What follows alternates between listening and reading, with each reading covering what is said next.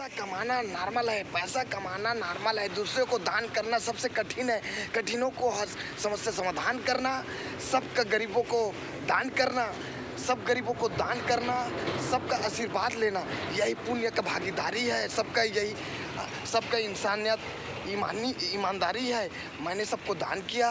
मैंने अपना छत्तीसगढ़ का नाम एक नंबर में ले जाने के लिए भारत का नाम को रोशन किया।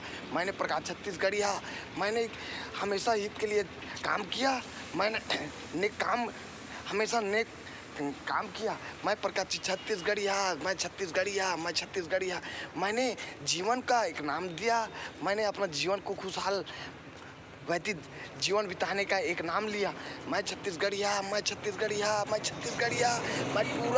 टूरा हूँ, मैं एकदम जोजुआ गधा, टूरा एकदम सीधा साधा। मैं भोला भाला, ना दारू पीता हूँ, ना मैं किसान। मैं किसी को दूसरे को ना पीने की सलाह देता हूँ। मैं ज़िंदगी शान से जीवन सफल बनाता हूँ। हर किसी को जीवन मुस्कुराने का यही हमेशा एडवाइस देता हूँ। मैं ज़िंदगी का एडवाइस देता हूँ।